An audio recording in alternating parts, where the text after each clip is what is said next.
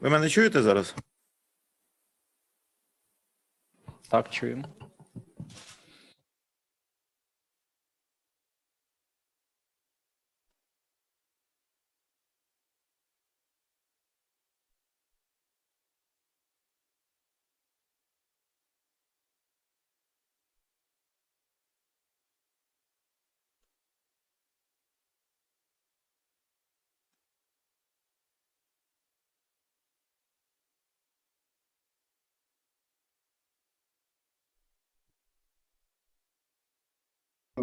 English channel, sound check.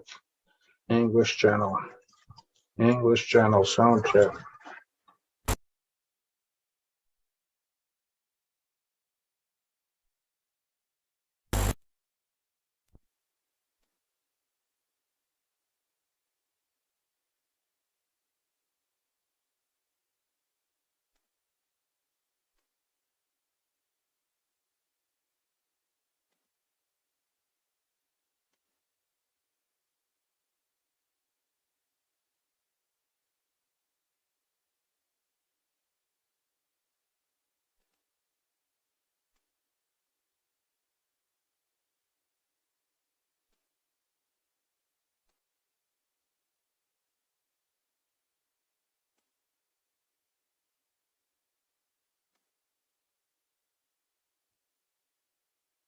Чуєте мене? Раз, два, три, чотири, п'ять. Чутно.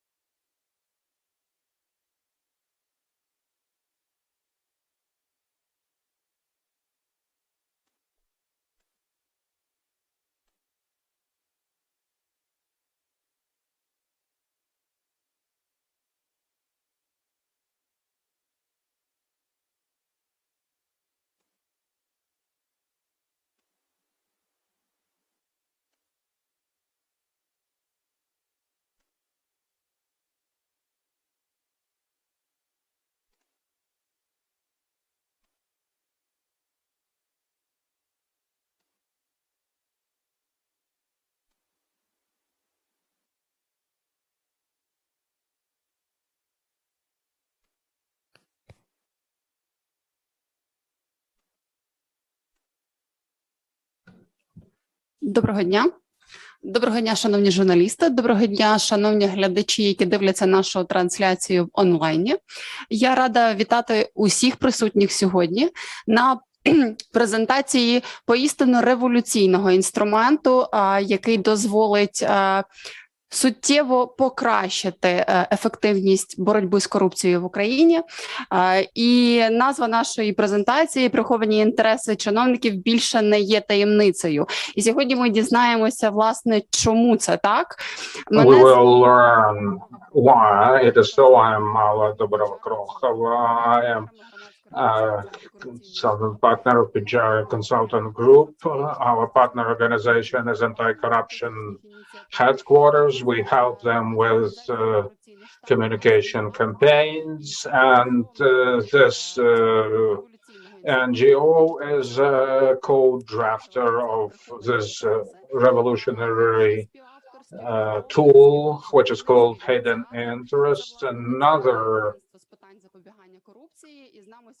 of our partners is the National Agency for Prevention of Corruption Prevention. He will also tell us about the purpose of this tool and how hidden interests are going to help his staff to fight corruption in Ukraine, even in a more effective and efficient manner. We have Olexiy Orlovskyi from the International Renaissance Foundation and Danylo Molchanov from USAID, Transparency and Accountability and Public Administration, TAPAS. діджитал інструменту приховані інтереси. І власне пан Данило та пан Danylo and Olexiy here will tell us why this tool was one of the donors' priority. With this, over to Olexandr Novikov, head of the National Agency for the Corruption Prevention. The floor is yours. Good morning, ladies and gentlemen. Why this is not just a useful tool, but a super useful tool, because any corruption-related offense is related to a conflict of interest, no matter whether it's appropriation of funds, abuse of office, or abuse of public procurement procedures. The conflict of interest is a cornerstone of corruption-related offenses. And it is exactly why when we try to prevent conflict of interest, we thereby prevent corruption. So apart from the registry of asset declaration is the tool that will help us identify potential conflict of interest embedded in any official. You will have a chance to test run this tool today if you wish to, and you will probably find a link to the President of Ukraine and his potential conflict of interest, myself, head of National Agency for Corruption Prevention. I checked it, Prosecutor General, head of the NAPO. So it indeed is a unique tool that will help us identify potential conflict of interest related to all officials of central and local governments. Why are we doing this? On one hand, to help officials check whether there is a hidden interest, because if they do that in a timely manner, they'll be able to prevent further trespassing and loss of budget funds. Second of all, this is a tool that can help media or just any citizen of Ukraine to find out if he suspects of corruption, conflict of interest, any transaction being driven by private interest rather than public one. He can or they can use this tool and search the name. So this tool is about the benches of the conflict of interest, and Serhiy will tell you more about this characteristic. We have been using it, and we have had some success stories related to this tool. We managed to identify hidden interest while proceeding. Why are we opening access to Ukrainians? Because we are believers in integrity. Integrity should be part of any official function, and every citizen of Ukraine should be able to verify whether any official has that integrity or not. And I would like to take a moment to say thank you to the Anti-Corruption Headquarters, to TAPAS, to IRF for doing this project. And congrats, Ukrainians. Starting today, you'll be able to identify potential conflict of interest and the operation of any official they finance. Thank you. And in order to access this tool, you will have to visit the agency's website. Serhiy, head of Anti-Corruption Headquarters, Serhiy, could you please tell us more about the project, the algorithms that use in this tool that will make it a reliable tool? Thank you. Welcome, and I'm happy to see that many of you are attending this event online. For our organization, it is a remarkable day. We started off 7 years ago, and this is the 7th digital tool that we have created. And increasingly more, I pride myself on this tool, on the hidden interest tool. I will tell you more about it and show how, demo it. It all started back in 2015 when all of us could see how city councils of Kiev wanted to conceal their conflict of interest, and we did a lot to verify manually, but it was time consuming and involved a lot of volunteer help. Later on, we came up with another prototype, the second lease of life, so to speak, transpired in 2020. Our organization was identified a winner in Open Data Challenge. The TAPAS project, so the first iteration, so to speak, was supported. Later on, we created first prototype, showed, so to speak, interlinkages, and then the first risks started to crop up related to offenses perpetrated within the framework of public tenders. 2021 is another milestone. Thanks to IRF, we managed to make this tool fully automated and enriched with another 9 algorithms helping to identify potential risks. Currently, there are in excess of 6 million individuals, 1.5 million businesses, and over 600,000 potential risks. As you understand, 5 million are affiliated persons, co-founders, for instance. So we are now talking specifically about those who turn in their asset declarations. 1.5 million businesses. As you can see for yourself, the number of companies is much lower as opposed to individuals. At any rate, the system has to date identified over 600,000 potential risks. So under the hood, the internals, the company pulls data from declarations and other registers, then it proceeds to build links between the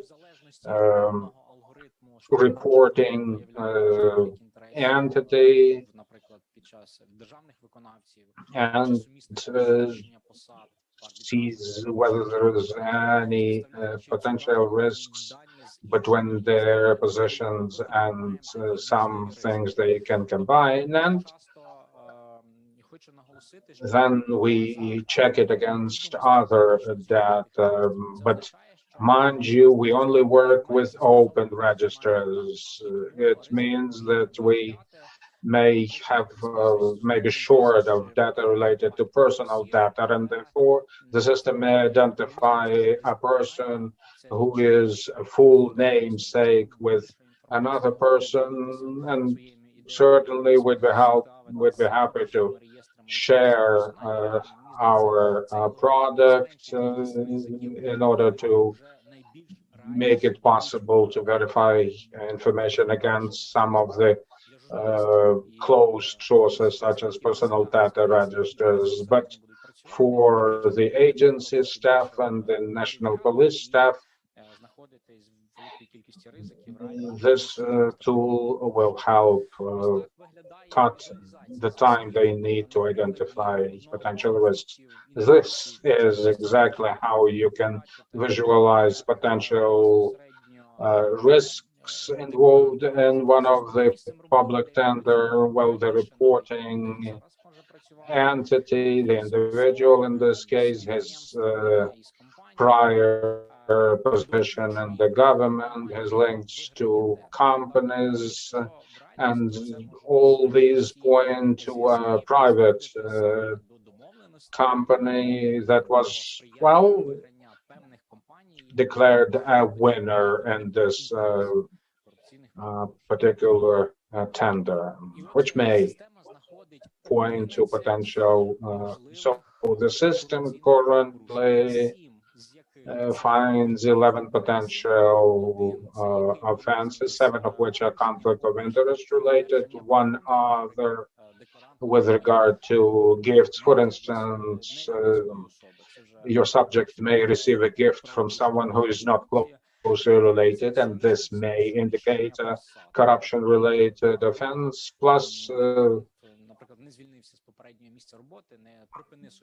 cases where persons continue to perform their duties once they take an office in the government.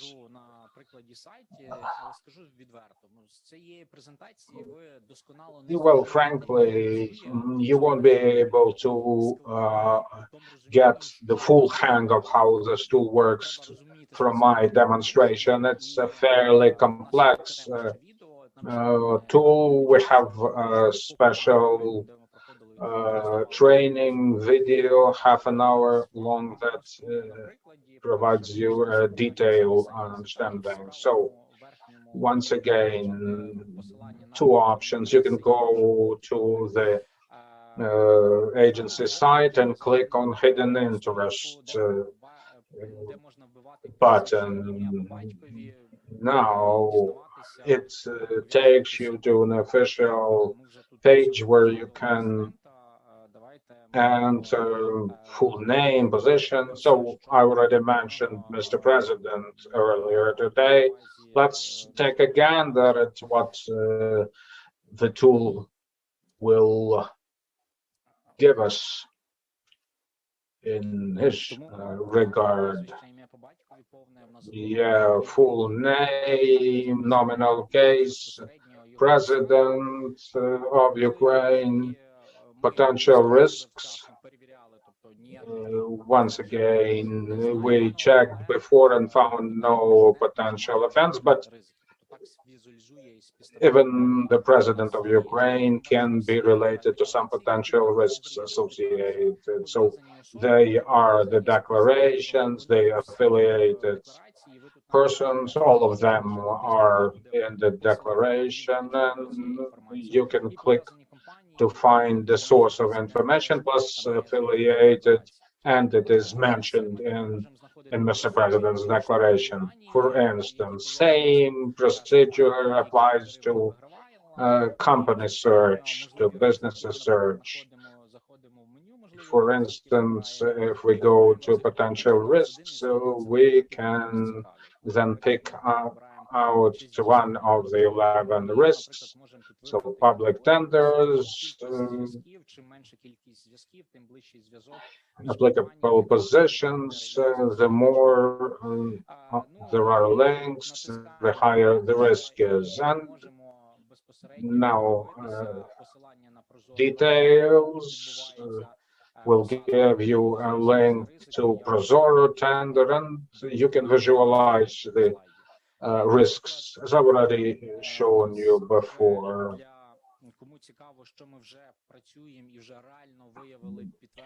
If you want to know whether it is for real, I'll give you this. During our testing, we found out that head of a forestry unit, Mr. Hamazhuk Andrei Mikhailovich,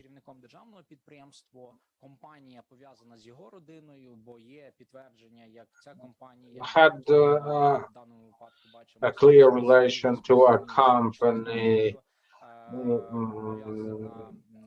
run by his family members. His wife currently is, and this company was consistently winning multiple tenders.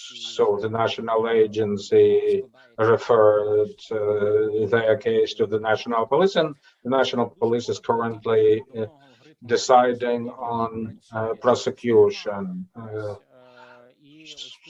So I have now demonstrated very briefly how the system generally operates, and this type of analysis of review is necessary in order to, verify if the person is likely to have committed an offense or not, because sometimes there are false alarms. Sometimes, for instance, public servants grade B are shown to have more risks than Ilyakeva.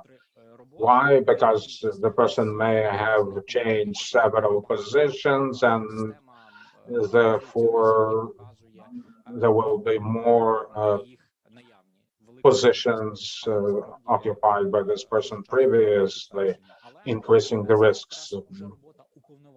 And that's exactly the agency's commissioner's job. If they establish that there are grounds to believe that the risk exists, to make necessary initiatives to refine the legislation. Well, I know that many of the public officials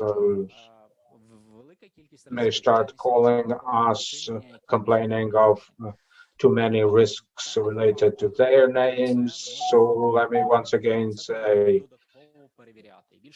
the risks do not necessarily mean you are an offender. Now, 535,000 hryvnias was the total cost of development. Well, this is, of course, a technical part. Open Data Challenge was the first stage, and it was 350 was 185,000 hryvnias when we could, as supported by the International Renaissance Foundation. During this stage, we managed to increase the number of algorithms used.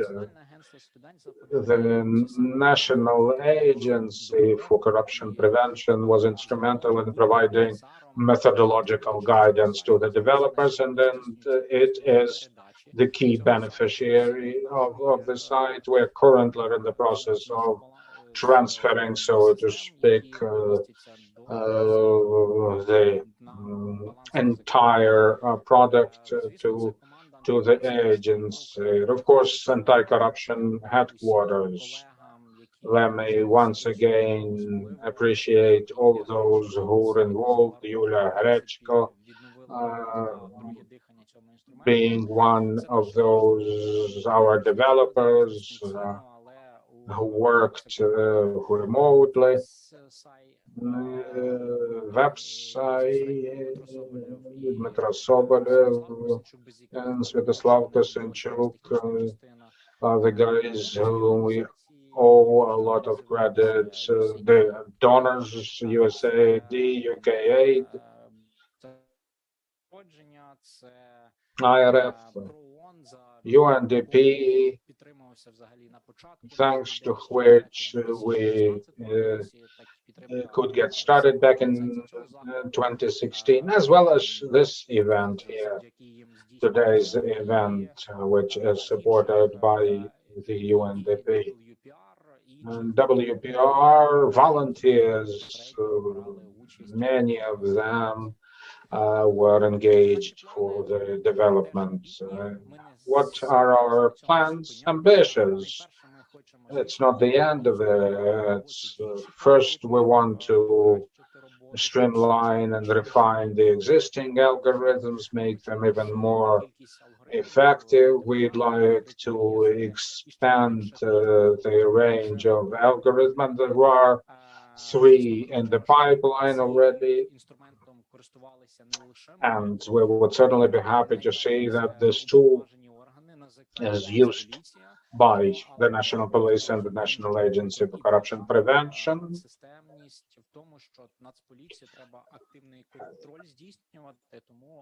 And I would also call upon the activists, the media professionals who are expected to monitor the whole process, including court proceedings, because you may know that the number of officials brought to justice for corruption is, well, few and far between. So make good use of this tool and help us combat corruption. You can log in enters.shtab.net to access the tool. And once again, I would like to say thank you to those who help us create this digital tool, identifying potential conflict areas. By the way, we even went out to our Romanian friends who helped us share how the Romanian tool is working. We'd be happy to share our experience and our expertise. We are open, and the register will remain open. Basically, this is one of the prerequisites for our contribution. I'm done. Thank you, Serhiy. Thank you for you Грандіозні плани. mentioned before. A risk is not perpetration. The plans are indeed ambitious. Let us now hear from our donors who helped develop this tool, because I reiterate, it's a revolutionary tool, and we are sure that it'll help many corruption prevention authorities in Ukraine do their job better. Indeed, it takes some learning curve and certain communication and awareness raising campaign would be missing.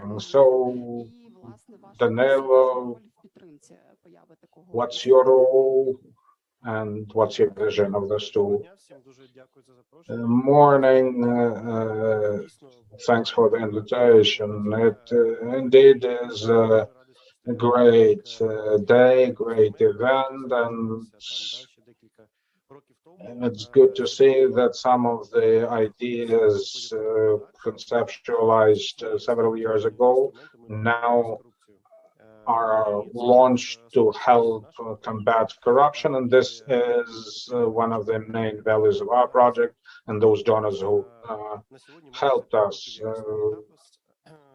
TAPAS has been in existence for 5 years, and there are probably about 40 different tools developed using open data, and it's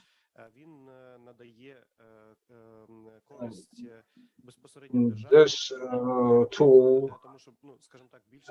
helps the government because most products Open Data Challenge invited to take part and were later used by business clients, but this particular tool is a multi-faceted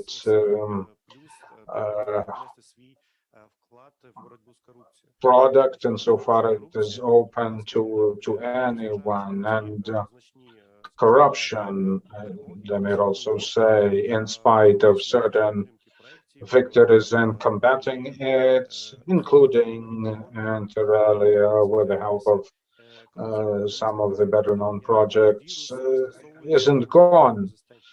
It's like a virus. It mutates, it changes, it develops resistance to some of the common drugs, and many a time corruption utilizes digital tools. Digitalization is something that will increase transparency and mitigate potential risks. Our today's tool is one of those. 10 years ago, maybe, I saw something similar to that, like stand-alone computer equipment with some software of identified origin showing potential corruption risks. Our tool is open, it's transparent, it pulls data from government registries, public registries, and we are well aware of that the opening data is not a goal in itself. The goal is to support initiatives like this, to promote other initiatives, other product development similar to this one. And let me also say thank you to the National Agency for Corruption Prevention. And so far as we have jointly showed a very good example of collaboration that has not only a positive public response, a response of the general public, but is also useful for public authorities. Notwithstanding the fact that TAPAS will sign off in less than a year from now, but we will certainly keep supporting this product and other awareness of Open Data Challenge. We do hope that using the potentials of other programs that support will be provided. And Ukraine's public authorities seem to be very keen to support initiatives like that, and their support is probably even more important long term, because donors don't live forever. Let me say thank you to the International Renaissance Foundation for helping finalize this product and taking it through the final stages of its development, and wish for new ideas to appear, new nations, new jurisdictions to make use of it. Thank you, Danylo. Do I hear try that hidden interest is a unique tool, not for Ukraine, but for Europe, or maybe globally. So hidden interest and corruption prevention, how do they promote sustainable development, and that how important it is for the democratic transformation. Thanks for all those who've explained what we have been working on during this time for the IRF, starting from the very first day of its existence, 1991. Promoting civil society has been in the focus of our activities, supporting initiatives, promoting democratic development in the country. Hence, we have always been interested in initiatives on the cross-cutting initiatives, bringing together the civil society and the government, local government, central authorities sharing the same vision as us, the International Renaissance Foundation. So when the Anti-Corruption Headquarters and the Corruption Stab called us, we were interested in the fact that their product would appeal to the interest, wider public interest of the investigative journalists, and as much appeal to ordinary citizens who want to make sure that officials they deal with are worthy of conduct. So the political will, as expressed by the National Agency for Corruption Prevention, reinforced our desire. So once we identified that this is indeed a cross-cutting tool, the IRF made a positive decision to support the initiative. And once again, not a single kopeck from the national budget was used for the development of this tool. They were all donors' money. From where the International Renaissance Foundation sits, combating corruption has always been a priority. And I am sure that we will keep supporting tools like that in the future. All the more so that Ukraine, as has already been mentioned today, is a leader in digitalization and the introduction of various e-tools, helping inter alia to verify certain information and corruption prevention. We will therefore be supportive of similar initiatives in the future. Make no doubt about that. And let me congratulate our colleagues from Anti-Corruption Stab, our colleagues from the National Agency for Corruption Prevention on launching this tool. We are confident that it'll be useful not only to the authorized staff of the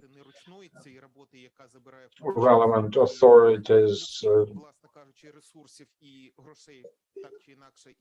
working towards reduction of corruption, making their job easier and less time-consuming.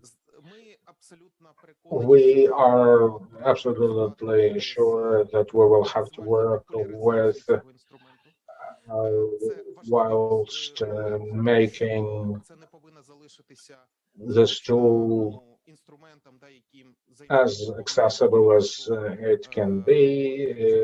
It shouldn't be confined to only authorized agencies, and I hope that you will help us popularize this tool, make everyone aware of its existence and utility. Thank you. Olexiy. Well, Ukraine indeed is a leader in developing IT-based corruption prevention tools. In Romania, they have lots of people who process data manually. We automated it to a large extent. Why Romania? Because Romania is Europe's champion in prevention of corruption, and EU prosecutor or Attorney General was former head of this Romanian agency. And second,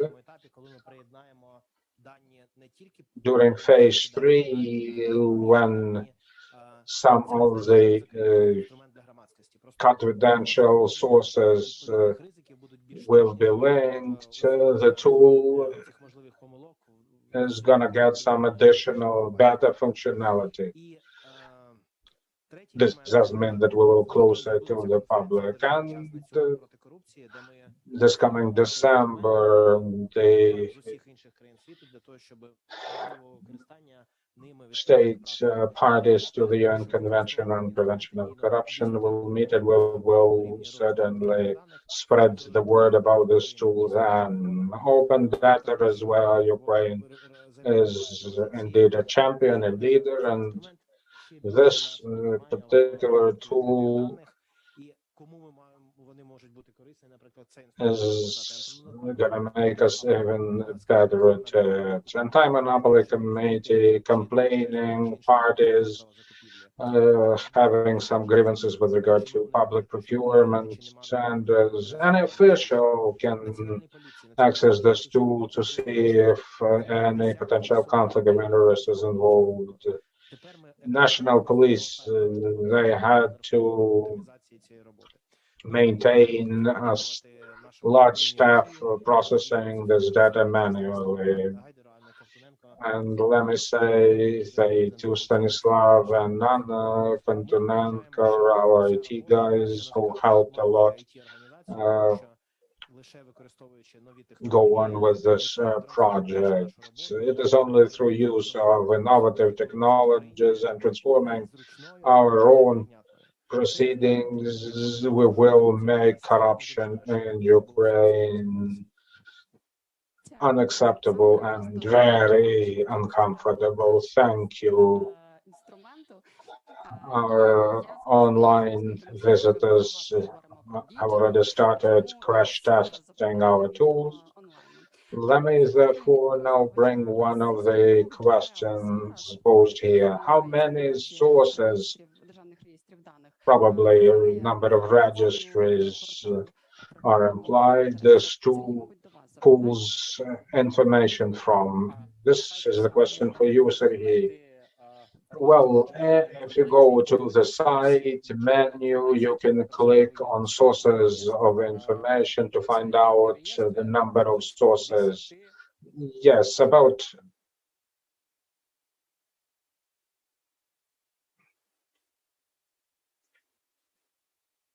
unfortunately, the interpreter can't hear anything at this moment. The signal is lost.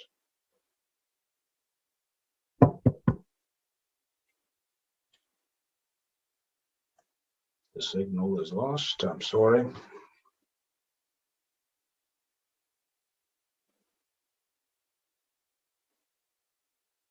The signal is lost. I'm sorry.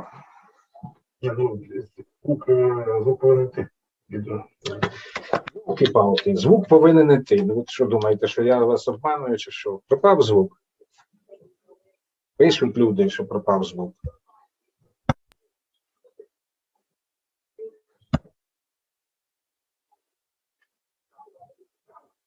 Ось написав, що немає сигналу, ні відео, ні звуку, нічого.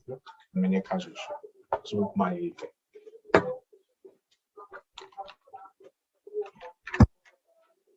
Derek.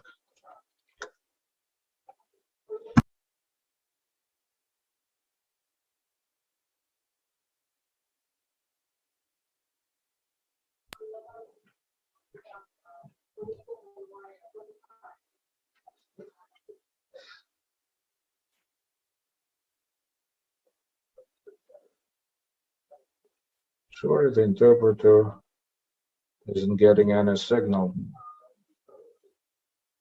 Neither video nor audio.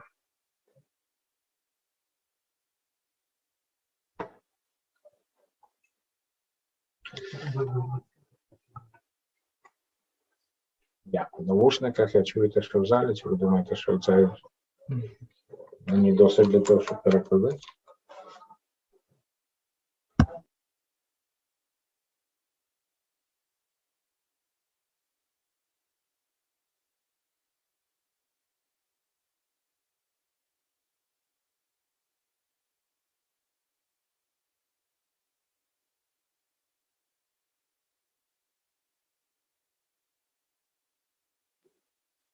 Sorry, we're experiencing some problems with the floor. The interpreter can't hear anything.